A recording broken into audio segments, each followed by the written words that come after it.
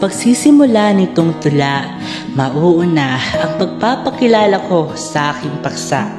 Paksang naglalaman ng pagmamahal at pagpapahalaga sa bawat isa. Paksang may kwenta at kapupulutan ng aral ng iba. At paksang kukuha ng inyong atensyon at tatama sa inyong emosyon. Kaya't mantig, buksan ang puso at mahalin ang tula kong ito.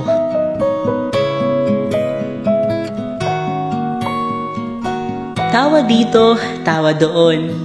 Yan, kapag ang biro nilabas ay nakakiliti sa tiyan na kahit minsan ay walang kwenta, suporta'y pilit pa rin pinapakita.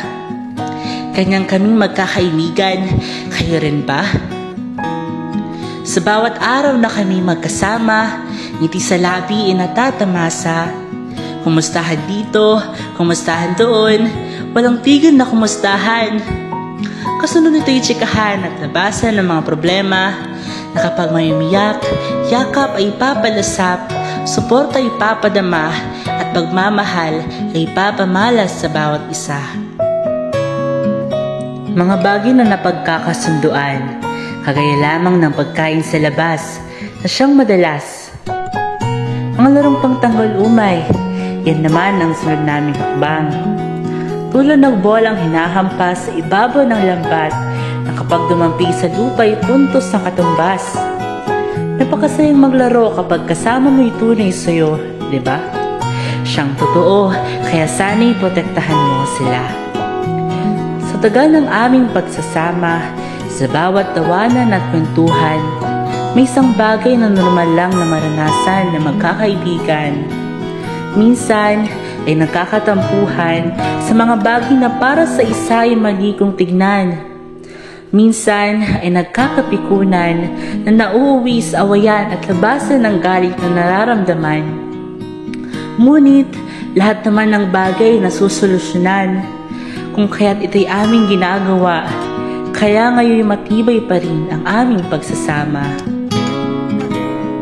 Alitan at awayan, naman lang sa magkakaibigan yan, pagkat isa itong pagsubok na siyang magpapatibay ng inyong samahan. Pagsubok na sabay kayong lalaban upang problema ay masolusyonan. Kaya kaibigan ko, kahit tayo tatlo, kontento na ako. Pagkat sapat na kayo ng buhay ko ay mapuno sa pagmamahal niyo. 3, 5, 12 o 10, wala namang pagkakaiba. Hindi naman dami ang basihan upang magkaroon ng totoong kaibigan. Pagkat ang mahalaga ay ang matibay na pagsasama na may respeto sa isa't isa. 1, 2, 3, ako at saka kayo. Kayo na mahalaga sa buhay ko, kayo na minamahal ko. 3, 2, 1, pinagdadasal na sana itong pagsasama ay panghabang buhay na. Sana'y kayo pa ring dalawa. Kaya naman sa pagtatapos itong tula, tutudukin ko ito sa pamamagitan ng pagpapasalamat. Salamat kaibigan sa lahat. Salamat pagkat kayo'y nakilala. Salamat pagkat kayo'y nakasama. At salamat sa pagpapahalaga.